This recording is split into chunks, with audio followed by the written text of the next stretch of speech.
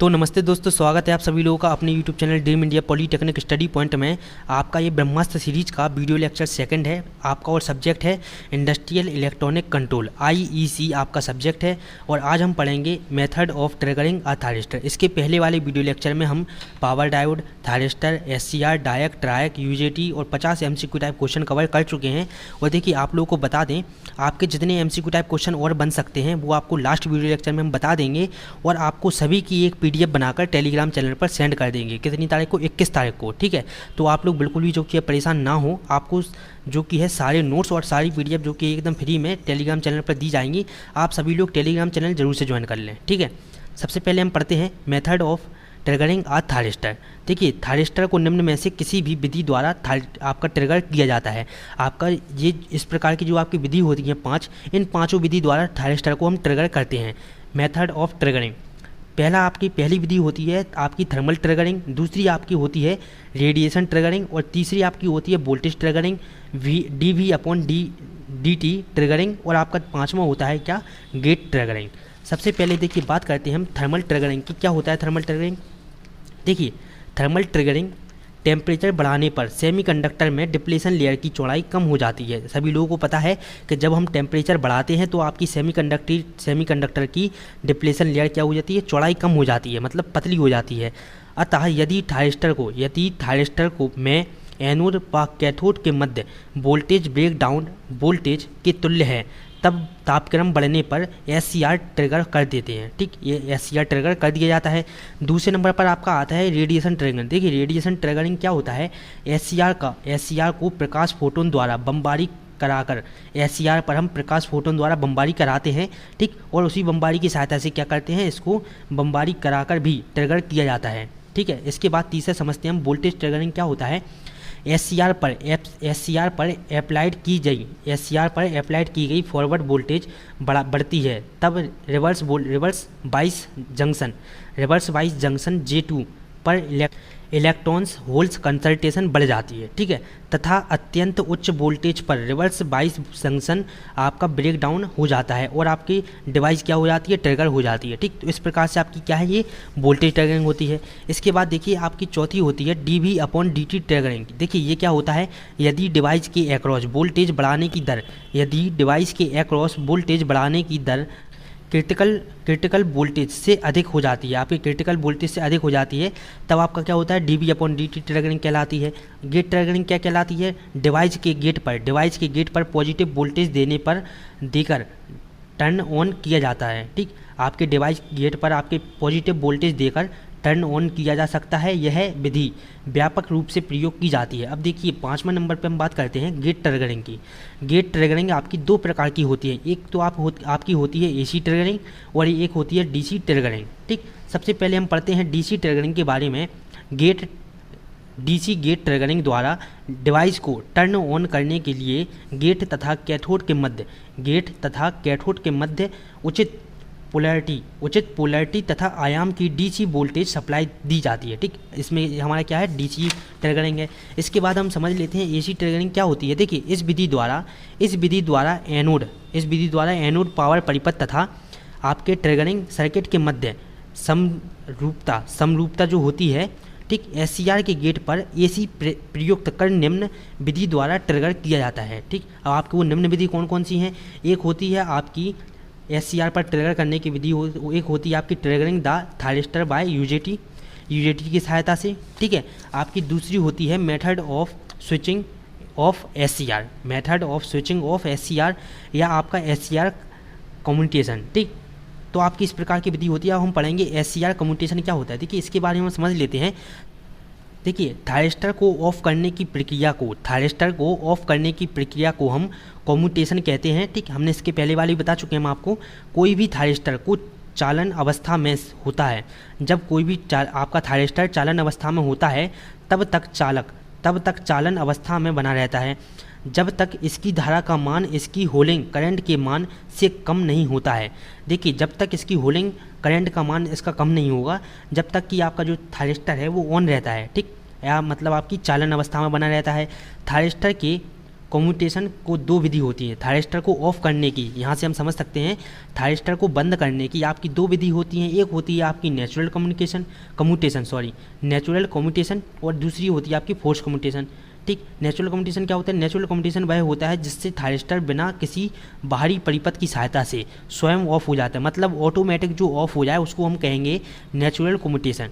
ठीक, आपका दूसरा होता है फोर्स कम्यूटेशन, मतलब किसी का हम फोर्स लगाकर हम उसको ऑफ करें, वो आपका वो कहलाता है फोर्स कम्यूटेशन। डीसी सर्किट में थायरिस्टर को ऑफ करने के लिए किसी बाहरी फोर्स, मतलब कि किसी बाहरी परिपथ की सहायता से होल्डिंग करंट का मान कम किया जाता है, जिससे कि हमारा क्या हो जाता है? थायरिस्टर ऑफ हो जाता है। ठीक है, इसके बाद देखिए हम पढ़ेंगे, देखिए अब हम पढ़ेंगे थायरिस्टर की विशेषताएं, इस स्पेसिफिकेशन ऑफ थायरिस्टर। ठीक, क्या क्या होती हैं? पहली आपकी होती है carrying current capacity. Current carrying capacity क्या होती है? थायरिस्टर की करंट कैरिंग कैपेसिटी, धारा पास करने की क्षमता। ठीक, इसका मतलब क्या है? धारा पास करने की क्षमता से यह पता चलता है कि वह कितनी धारा बहन करने की क्षमता रखता है, मतलब कि आपका कितनी धारा पास करने की क्षमता रखता है आपका थायरिस्टर। थायरिस्टर की करंट रेटिंग दो प्रकार की होती है। आपकी थायरिस्टर की करंट रेटिंग कितने प्रकार की? दो प्रकार से की जाती है। एक होती है कंटिन्यूअस लगातार और एक होती है इंटरमिटेंट कम समय के लिए कार्यशील। ठीक है, ये आपकी लगातार जो की है बिना रुके होती रहती है और आपकी सेकंड जो की है इंटरमिटेंट आपकी रुक कर होती है। ठीक, कम समय के लिए कार्यशील होती है, उसके बाद ये बंद हो जाती है। इसके बाद हम पढ़ेंगे voltage rating of thyristor. Voltage rating of thyristor क्या है? थायरिस्टर की वोल्टेज रेटिंग सामान्यतः PIV पीक इन्वर्स वोल्टेज, अगर आपसे PIV का फुल फॉर्म पूछ ले तो पीक इन्वर्स वोल्टेज इसका होता है। ठीक, पीक इन्वर्स वोल्टेज के रूप में व्यक्त की जाती है। थायरिस्टर की वोल्टेज रेटिंग का तात्पर्य उसकी वोल्टेज सहन करने की क्षमता से है। ठीक, थायरिस्टर की वोल्टेज रेटिंग का तात्पर्य किससे है? उसकी वोल्टेज सहन करने की क्षमता से है। इसके बाद आपका दूसरा आता है पीक इन्वर्स वोल्टेज। देखिए पीक इन्वर्स वोल्टेज क्या होता है? वह मैक्सिमम वोल्टेज जिसमें डिवाइस आसानी से बिना ऑन हुए सहन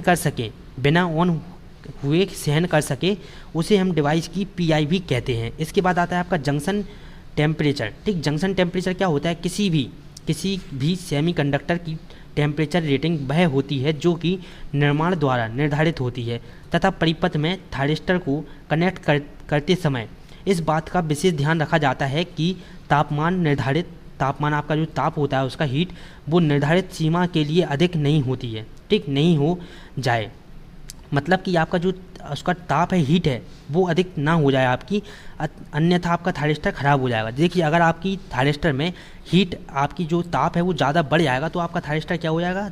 ख़राब हो जाएगा। इसके बाद देखिए फिंगर वोल्टेज हम देख लेते हैं। फिंगर वोल्टेज क्या कहलाता है? वह मैक्सिमम वोल्टेज जो थायरिस्टर के एनोड व कैथोड के मध्य लगाने पर थायरिस्टर कंडक्शन क्या होता है?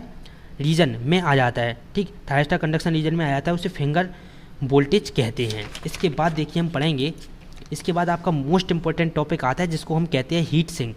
ठीक, हमने इसके पहले वाले वीडियो लेक्चर में कहा था आपसे कि अगले वीडियो लेक्चर में हम हीट सिंक को पढ़ेंगे। देखिए हीट सिंक क्या होता है? सबसे पहले हम साधारण भाषा में समझते हैं।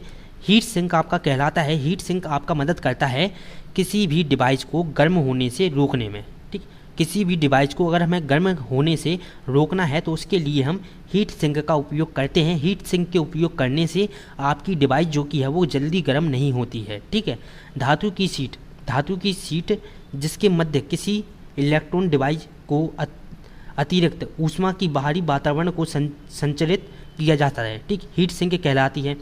प्रत्येक इलेक्ट्रॉनिक डिवाइस किसी परिपथ में संयोजित किए जाने वाले परिपथ की परिचालन के दौरान कुछ ना कुछ हीट अवश्य उत्पन्न होती है, मतलब थोड़ी बहुत गर्माहट आपकी जो कि ज़रूर उत्पन्न होती है हर डिवाइस में। हाई पावर की सेमीकंडक्टर डिवाइस जैसे कि पावर ट्रांजिस्टर, SCR आदि में हीट की मात्रा कम होती है। ठीक, आदि में क्या होती है? आपकी हीट की मात्रा कम होती है। अतः इन हीट को वातावरण में निकालने की ज़रूरत होती है। किसी भी डिवाइस की अगर जो हीट उत्पन्न हो रही है उसको अगर हम वातावरण में निकाल देंगे तो वो आपकी डिवाइस जो कि है गर्म नहीं होगी। ठीक, निकाल देंगे ताकि डिवाइस में ज़्यादा हीट ना हो। अतः इन कंपोनेंट को या डिवाइस को गर्म से ठंडा करने के लिए हम हीट सिंक का उपयोग करते हैं।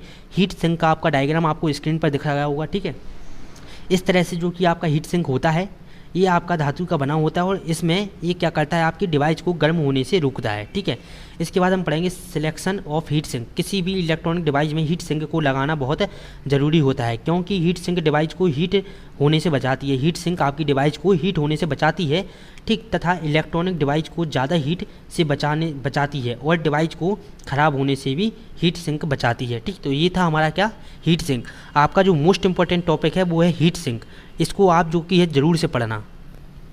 इसके बाद देखिए हम पढ़ेंगे थायरिस्टर माउंटिंग टेक्निक्स। ठीक, थायरिस्टर माउंटिंग टेक्निक्स क्या होता है, थायरिस्टर में इंटरनल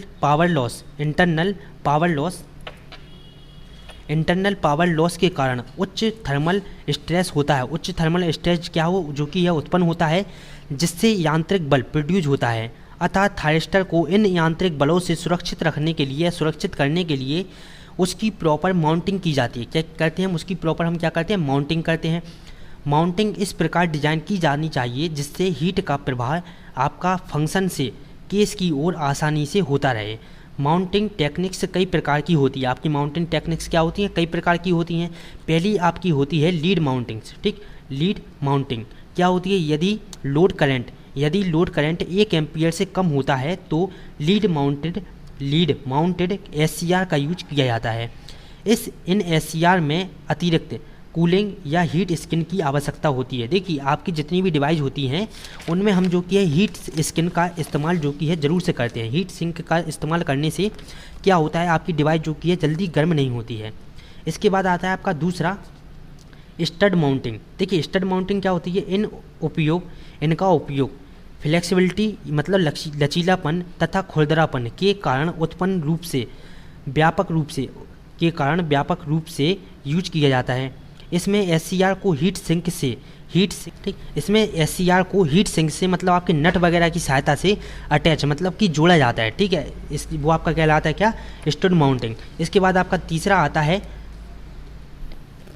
बेल्ट डाउन माउंटिंग। देखिए क्या होता है, इस प्रकार की माउंटिंग में टिप्स होते हैं, इसमें एक या एक से अधिक होल्स होते हैं। ठीक है, यह होल्स मीडियम या साइड में प्रोवाइड कराए जाते हैं, मतलब कि मीडियम या आपके साइड में होते हैं।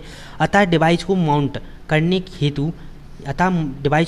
हेतु बेल्ट तथा नट की सहायता से हीट सिंक व डिवाइस को कनेक्ट किया जाता है। हीट सिंक से आपकी क्या करते हैं, डिवाइस को हम कनेक्ट कर देते हैं। इसके बाद आपका चौथा आता है प्रेस फिट माउंटिंग। देखिए प्रेस फिट माउंटिंग क्या होता है, प्रेस फिट माउंटिंग में हीट सिंक में होल्स होते हैं जिससे डिवाइस को इंसर्ट किया जाता है, मतलब कि आपकी डिवाइस को हम क्या करते हैं, जोड़ते हैं, किससे, प्रेस फिट माउंटिंग से। इसके बाद आपका पांचवा और लास्ट आता है press pack mounting. Press pack mounting क्या होता है, इस माउंटिंग को इसके आकार के कारण डिस्क माउंटिंग या हॉकी माउंटिंग भी कहा जाता है। इसमें SCR को 2 हीट सिंक के बीच क्लैम किया जाता है, मतलब कि रखा जाता है, जोड़ा जाता है। इस तरह की माउंटिंग आपकी हाई करंट वाले थायरिस्टर हेतु यूज की जाती है। आपको ये सभी जो कि है ज़रूर से पढ़ना है। इसके बाद आपका आता है थायरिस्टर प्रोटेक्शन। थायरिस्टर प्रोटेक्शन क्या होता है, SCR के विश्वसनीय प्रचालन हेतु यह आवश्यक है कि SCR की निर्धारित रेटिंग के अनुसार ही इसे ऑपरेट किया जाना चाहिए। ठीक है, SCR को नष्ट होने से बचाने के लिए या ख़राब होने से बचाने के लिए किए जाने वाले उपाय निम्नलिखित हैं। क्या क्या हैं, एक आपका होता है DI/DT प्रोटेक्शन। देखिए इन सभी के बारे में आपको हेडिंग हम बता देते हैं। इन सभी के बारे में आप डिटेल से पढ़ लेना, किससे, आप नोट से पढ़ लेना। हम आपको जो 21 तारीख को PDF बनाकर आपको टेलीग्राम चैनल पर सेंड कर देंगे, तो आप उससे जो कि है इन सभी को पढ़ लेना। ठीक है, पहला आपका होता है क्या, DI/DT प्रोटेक्शन। आपका दूसरा होता है आपका DV/DT प्रोटेक्शन। तो आपके 2 प्रकार के जो कि होते हैं। इसके बाद हमारा लेसन सेकंड स्टार्ट होता है, ठीक, जिसका नाम है कंट्रोल्ड रेक्टिफायर। लेसन सेकंड को हम अगले वीडियो लेक्चर में कवर करेंगे। ठीक है, देखिए आपके IEC इंडस्ट्रियल इलेक्ट्रॉनिक कंट्रोल के 4 वीडियो लेक्चर आएंगे। ठीक, कितने, 4 वीडियो लेक्चर आएंगे आपके इंडस्ट्रियल इलेक्ट्रॉनिक कंट्रोल के। तो आप इन चारों को जो कि है ज़रूर से देखें। ठीक है, ये आपका क्या है, आपका सेकंड लेसन, उसी में हम जो कि स्टार्ट करेंगे। अब हम पढ़ेंगे 50 MCQ टाइप क्वेश्चन का रिवीजन। अब हम 50 MCQ टाइप क्वेश्चन का रिवीजन कर लेते हैं। देखिए आपका पहला क्वेश्चन आता है कि किसका यूज या किसका उपयोग करके एक कंट्रोल रेक्टिफायर बनाया जाता है। किसका यूज करके एक कंट्रोल रेक्टिफायर बनाया जाता है, आपके SCR का यूज करके हम एक कंट्रोल रेक्टिफायर बनाते हैं। किसका, SCR का यूज करके। इसके बाद आपका सेकंड आपका सवाल आता है, सेकंड क्वेश्चन आता है आपका कि पीएन जंक्शन डायोड एक कैसा रेक्टिफायर डायोड होता है, आपका कंट्रोल रेक्टिफायर होता है। पीएन जंक्शन आपका कंट्रोल रेक्टिफायर होता है, ठीक है। तीसरा नंबर का आपका क्वेश्चन आता है कि एससीआर से बने रेक्टिफायर कैसे रेक्टिफायर कहलाते हैं। एससीआर से बने जो भी आपके रेक्टिफायर एससीआर से बनाए जाते हैं उनको हम फेस कंट्रोल रेक्टिफायर कहते हैं। क्या? फेस कंट्रोल रेक्टिफायर कहते हैं। चौथे नंबर के क्वेश्चन में आपसे पूछा है कि single phase full wave of और हाफ कंट्रोल रेक्टिफायर में कितने डायोड और कितने एससीआर लगे होते हैं। कितने डायोड और कितने एससीआर लगे होते हैं? 2 डायोड और 2 एससीआर। कितने? 2 डायोड और 2 एससीआर जो कि है single phase full wave half rectifier में लगे होते हैं। इसके बाद आता है 5वें नंबर का क्वेश्चन कि 3 face full wave half control bridge rectifier में कितने एससीआर व कितने डायोड होते हैं, ठीक। तो आपके 3 face full wave half control bridge rectifier में 2 एससीआर और 3 डायोड लगे होते हैं। देखिए आपके एमसीक्यू टाइप क्वेश्चन इसी तरह से आएंगे, ठीक है। और देखिए जो आपका अभी मॉक टेस्ट होगा उसमें आपको और पता चल जाएगा कि आपके जो क्या कहते हैं क्वेश्चन आना है वो किस तरह से आना है, ठीक है। इसके बाद देखिए छठवां आपका क्वेश्चन आता है कि single phase half wave control rectifier with आपका फ्री वेलिंग एफडी, फ्री वेलिंग को हम लिखते हैं एफडी से डायोड में कितने एससीआर होते हैं? 1 एससीआर तथा 1 एफडी मतलब फ्री वेलिंग डायोड, ठीक। एफडी का मतलब आपका होता है फ्री वेलिंग डायोड होता है। 7वें नंबर के क्वेश्चन में आपसे पूछा है कि जब एससीआर कंडक्टिंग स्टेज में आता है, जब एससीआर आपका कंडक्टिंग स्टेज में आता है तो निम्न में से कौन सा कंट्रोल खो देता है। देखिए आपका गेट कंट्रोल खो देता है आपका एससीआर जब आपका कंट्रोलिंग स्टेज में आता है। इसके बाद 8वें नंबर का क्वेश्चन आपका है कि निम्न में से कौन सा बाई डायरेक्शनल करंट फ्लो की अनुमति देता है? आपका ट्रायक, ठीक। ट्रायक इसका आंसर है। 9वें नंबर का आपका क्वेश्चन आता है कि जब एससीआर ऑफ होता है तो उस समय सर्किट में करंट होता है। कौन सा करंट होता है? लार्ज लीकेज करंट आपका जो कि यह होता है। 10वें नंबर के क्वेश्चन में आपसे पूछा है कि ट्रायक को आपका ऑपरेटेड किस फ्रिक्वेंसी पर करते हैं? तो हम ट्रायक को हाई फ्रिक्वेंसी पर जो कि है वो ऑपरेट करते हैं। 11 नंबर का आपका क्वेश्चन आता है कि निम्न में से किन उपकरणों को डबल बेस डायोड भी कहा जाता है? तो जो आपके यूजेटी डायोड होते हैं उनको हम क्या कहते हैं? डबल बेस डायोड कहते हैं। यूजेटी आपके डिवाइस को हम डबल बेस डायोड कहते हैं, ठीक। 12 नंबर का आपका क्वेश्चन आता है कि आपका थायरिस्टर कैसी युक्ति है? थायरिस्टर आपकी कैसी युक्ति है? अर्धचालक युक्ति है। थायरिस्टर आपकी क्या है? अर्धचालक युक्ति होती है। 13 नंबर का आपका क्वेश्चन आता है थायरिस्टर में लैचिंग करंट IL एवं होल्डिंग करंट IH में संबंध क्या होता है? देखिए तो आपका इस तरह से जो कि इसका संबंध होता है 13 नंबर में। 14 नंबर में आपसे पूछा कि थायरिस्टर का निर्माण कब हुआ था? थायरिस्टर का निर्माण आपका हुआ था 1957 में। थायरिस्टर का निर्माण कितना? 1957 में हुआ था। पावर डायोड का आविष्कार कब हुआ था? पावर डायोड का आविष्कार आपका हुआ था 1954 में, ठीक। सबसे पहले आपका हुआ था पावर डायोड का निर्माण, उसके बाद आपका हुआ था थायरिस्टर का निर्माण, ठीक। 3 साल बाद। इस तरह से आप जो कि इसको याद कर सकते हैं। 16 नंबर में आपसे पूछा है कि जब यूजेटी का उत्सर्जन टर्मिनल खुला होता है, जब यूजेटी का उत्सर्जक टर्मिनल खुला होता है तब बेस टर्मिनल का प्रयोग क्या होता है? बेस टर्मिनल का मतलब प्रतिरोध कितना होता है? आपका हाई होता है, वेरी हाई, मतलब वेरी हाई आपका इसका जो कि है प्रतिरोध होता है, ठीक। क्या होता है? वेरी हाई होता है। 70 नंबर के क्वेश्चन में कि डायोड में कितने टर्मिनल होते हैं? डायोड में आपके 2 टर्मिनल होते हैं। डायोड में कितने? 2 टर्मिनल आपके डायोड में होते हैं। 18 नंबर के क्वेश्चन में आपसे पूछा है कि जब पीएन जंक्शन डायोड का एनोड पॉजिटिव टर्मिनल से तथा कैथोड नेगेटिव आपके टर्मिनल से कनेक्ट किया जाता है, मतलब कि जोड़ा जाता है, तो पीएन जंक्शन होता है। कैसा होता है? रिवर्स वाइज आपका पीएन जंक्शन हो जाता है। 19 नंबर के क्वेश्चन में आपसे पूछा है कि थायरिस्टर युक्ति को किस स्टेज में आपका स्विच किया जाता है? थायरिस्टर युक्ति को किस स्टेज में स्विच किया जाता है? दोनों, ऑन से ऑफ और ऑफ से ऑन। थायरिस्टर में हम क्या करते हैं? ऑन से ऑफ भी करते हैं और ऑफ से ऑन भी करते हैं। 20 नंबर का आपका क्वेश्चन आता है कि जब डायोड फॉरवर्ड वाइज में होता है, जब आपका डायोड फॉरवर्ड वाइज में होता है तो डिप्लेशन लेयर की चौड़ाई पर क्या प्रभाव पड़ता है? डिप्लेशन लेयर की जो आपकी चौड़ाई होती है वो आपकी कम हो जाती है, डिक्रीज हो जाती है, ठीक, कम हो जाती है। 21 नंबर के क्वेश्चन में आपसे पूछा है कि जब डायोड आपका जब रिवर्स वाइज होता है, जब डायोड आपका रिवर्स वाइज होता है तो आपकी डिप्लेशन लेयर बढ़ जाती है, और जब डायोड आपका क्या होता है? फॉरवर्ड वाइज होता है तो आपकी डिप्लेशन लेयर कम हो जाती है, ठीक। जब डायोड आपका फॉरवर्ड वाइज होगा तो आपकी डिप्लेशन लेयर कम होगी, और जब रिवर्स वाइज होगा तो डिप्लेशन लेयर क्या हो जाएगी, बढ़ जाएगी आपकी। इन छोटी छोटी चीज़ों को जो कि आप लोग जरूर से सुने और जरूर ध्यान से बिल्कुल याद रखें आप लोग, ठीक है। 22 नंबर का आपका क्वेश्चन आता है कि फास्ट रिकवरी डायोड किस स्पीड पर कार्य करता है। यह अल्ट्रा हाई स्विचिंग स्पीड पर कार्य करता है, अल्ट्रा हाई स्विचिंग स्पीड पर कार्य करता है। 23 नंबर का क्वेश्चन आपका आता है कि शॉर्ट की डायोड क्या कहलाता है, हाई स्विचिंग डायोड पर क्या कहलाता है आपका, हाई स्विचिंग डायोड स्पीड पर। आपका शॉर्ट की डायोड किस स्पीड पर कार्य करता है, शॉर्ट की डायोड आपका स्पीड पर कौन सी स्पीड पर, हाई स्विचिंग स्पीड पर कार्य करता है। 24 नंबर के क्वेश्चन में देखिए आपके थायरिस्टर के बारे में पूरी नॉलेज दी गई है, ठीक। थायरिस्टर की इस पूरी नॉलेज को हम जो कि आपको पढ़ा चुके हैं, एक बार और आपको बता देते हैं, ठीक, आप लोग जिससे कि भूले ना। यह एक इलेक्ट्रॉनिक स्विचिंग होता है जो कि हाई फ्रिक्वेंसी पर ऑपरेट होता है। यह एक सेमीकंडक्टर डिवाइस है थायरिस्टर, ठीक, थायरिस्टर। यह 3 या 3 से अधिक जंक्शन वाली युक्ति है, PN।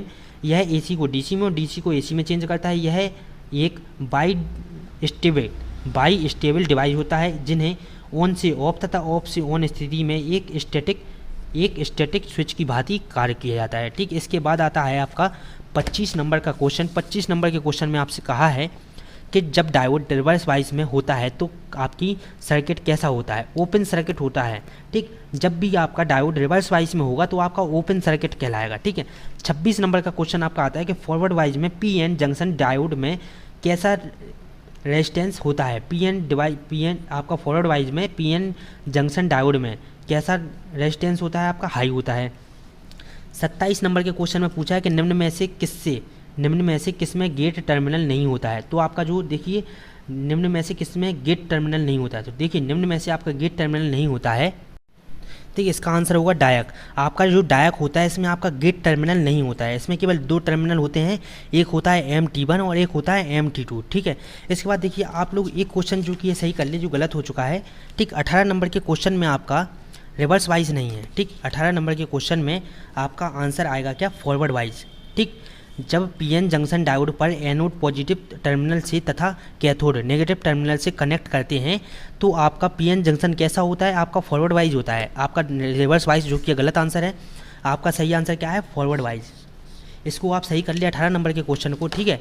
देखिए एक आध क्वेश्चन जो कि है वो गलत हो जाता है 50 क्वेश्चन में से। इसके बाद आपका 28 नंबर का क्वेश्चन आता है कि UJT का स्विचिंग टाइम कितना होता है। देखिए UJT आपका जो होता है, UJT एक उच्च क्षमता वाला स्विच होता है, ठीक। UJT आपका जो होता है एक उच्च क्षमता वाला स्विच होता है। इसका स्विचिंग टाइम नैनो सेकंड से भी कम होता है, मतलब कि बहुत ही कम इसका जो कि है स्विचिंग टाइम होता है, 1 नैनो सेकंड से भी कम। फुल फॉर्म अब आपके आते हैं, फुल फॉर्म आप सबके देख लें। SCR का फुल फॉर्म क्या होता है, सिलिकॉन कंट्रोल डायोड। आपका डायक का फुल फॉर्म होता है आपका डायोड ऑफ अल्टरनेटिंग करंट। ट्रायक का फुल फॉर्म होता है triode for alternating current. UJT का फुल फॉर्म होता है यूनी जंक्शन ट्रांजिस्टर, ठीक। इसके बाद हम समझते हैं थायरिस्टर माउंटिंग टेक्निक्स। इसको देखिए शॉर्ट फॉर्म में आपका जो कि इस तरह से लिखा है कि यदि लोड करंट 1 एम्पियर से कम होता है तो कौन सी माउंटिंग SCR का यूज करते हैं हम, लीड माउंटिंग का, ठीक। किसका, लीड माउंटिंग का। आपका 31 नंबर का क्वेश्चन है कि व्यापक रूप से उपयोग किया जाता है स्टड माउंटिंग का उपयोग फ्लेक्सिबिलिटी मतलब लचीलापन तथा खुरदरेपन के कारण उत्पन्न व्यापक रूप से खुरदरेपन के कारण व्यापक रूप से यूज किया जाता है, किसका, आपके स्टड माउंटिंग का, ठीक है। इसके बाद आपका आता है 32 नंबर का क्वेश्चन। इसमें आपसे पूछा है कि ट्रायक में कितने लेयर होती हैं। ट्रायक में आपकी 5 लेयर होती है। यह एक 5 लेयर आपका बाई डायरेक्शनल डिवाइस होता है आपका क्या, ट्रायक, ठीक। इसके बाद 33 नंबर की बात अगर हम करें, गेट टर्मिनल का यूज SCR को क्या देने में किया जाता है। आपके गेट टर्मिनल का यूज किया जाता है आपकी पल्स सिग्नल को देने के लिए। SCR को पल्स सिग्नल देने के लिए आपके गेट टर्मिनल का यूज किया जाता है। 34 नंबर के क्वेश्चन में आपसे कहा है कि डायक में कितने इलेक्ट्रोड होते हैं। डायक में आपके 2 इलेक्ट्रोड होते हैं। कितने, 2 इलेक्ट्रोड होते हैं। 35 नंबर का क्वेश्चन आपका है कि डायक का निर्माण किससे होता है। डायक का निर्माण आपका होता है सिलिकॉन से, ठीक। सिलिकॉन से आपका डायोड का निर्माण होता है, डायक का, सॉरी। 36 नंबर के क्वेश्चन में आपसे पूछा है कि निम्न में से कौन दोनों दिशाओं में चल सकता है, चाहे गेट सिग्नल प्लस हो या माइनस हो। तो आपका जो ट्रायक होता है ये दोनों दिशाओं में चल सकता है, आपका गेट सिग्नल आपका प्लस हो अथवा माइनस हो, ठीक है। 37 नंबर के क्वेश्चन में आपसे पूछा है कि पंखे व छोटी मोटर को कंट्रोल करने के लिए हम कौन से किसका उपयोग करते हैं, तो आपके ट्रैक का उपयोग करते हैं हम छोटे पंखे और आपकी मोटरों को यूज कंट्रोल करने के लिए, ठीक है। 38 नंबर के क्वेश्चन में आपसे आया है कि लैंप डिमर सर्किट्स में किसका यूज करते हैं, तो लैंप डिमर सर्किट में हम डायक का यूज करते हैं। 39 नंबर का क्वेश्चन आपसे पूछा है कि अनकंट्रोल्ड डिवाइस कौन सा है, पावर डायोड। अनकंट्रोल्ड डिवाइस है आपका पावर डायोड और कंट्रोल्ड डिवाइस आपका है थायरिस्टर, ठीक। इन दोनों को आप जरूर से याद रखें। अब आपको बताना है कि निम्न में से डायक का डायग्राम कौन सा है, डायक का सिंबल आपका कौन सा है, तो बी और सी दोनों आपके ये क्या हैं, डायक के ही सिंबल हैं, ठीक। दोनों को आप अच्छे से देख लें। 40 नंबर के क्वेश्चन में आपसे पूछा है कि पी टाइप जंक्शन को क्या कहते हैं, पी टाइप जंक्शन को हम कहते हैं एनोड, पी टाइप जंक्शन को हम एनोड कहते हैं। 42 नंबर का आपका क्वेश्चन है कि जनरल पर्पस डायोड कहाँ यूज होता है। जनरल पर्पस डायोड का यूज हम बैटरी में करते हैं, वेल्डिंग में करते हैं, यूपीएस में करते हैं और इलेक्ट्रोप्लेटिंग में करते हैं जनरल पर्पस डायोड का, ठीक है। 43 नंबर का आपका क्वेश्चन आता है कि फास्ट रिकवरी डायोड का यूज कहाँ करते हैं। फास्ट रिकवरी डायोड का यूज हम करते हैं रेडियो सिग्नल में, डिटेक्टर में और आपका बैरियर इंडस्ट्रियल में। इसके बाद शॉर्टकी डायोड का यूज हम कहाँ करते हैं, एसएमपीएस में, सिंपल एंड कॉम्प्लिकेटेड सर्किट में और आपका शॉर्टकी सर्किट में, इन सभी में हम करते हैं शॉर्टकी डायोड का यूज। आपको ये सभी चीज़ें जो की हैं हम डिटेल से पढ़ा चुके हैं इसके पहले वाले वीडियो लेक्चर में और इस वीडियो लेक्चर में। 45 नंबर का क्वेश्चन आपका आता है कि थायरिस्टर का निर्माण कहाँ हुआ था। थायरिस्टर का निर्माण यूएसए में हुआ था और इसको निर्माण करने वाली कंपनी का नाम था GEC और इसका निर्माण हुआ था 1957 में, ठीक है। इसके बाद आता है 47 नंबर का क्वेश्चन कि ट्रायक की क्षमता कितनी होती है, तो 25 एम्पियर आपकी ट्रायक की क्षमता होती है। 47 नंबर का आपका क्वेश्चन आता है कि थायरिस्टर को ऑफ करने की प्रक्रिया को हम क्या कहते हैं, कम्यूटेशन ऑफ थायरिस्टर को ऑफ करने की प्रक्रिया कहलाती है। 48 नंबर का आपका क्वेश्चन आता है कि ऐसी डिवाइस जो एसी को डीसी में कन्वर्ट करती है वो क्या कहलाती है, रेक्टिफायर कहलाती है। एसी को डीसी में कन्वर्ट करने वाली डिवाइस आपकी रेक्टिफायर कहलाती है। डीसी को एसी में कन्वर्ट करने वाली डिवाइस आपकी इन्वर्टर कहलाती है, ठीक। सभी लोगों को पता है, ठीक।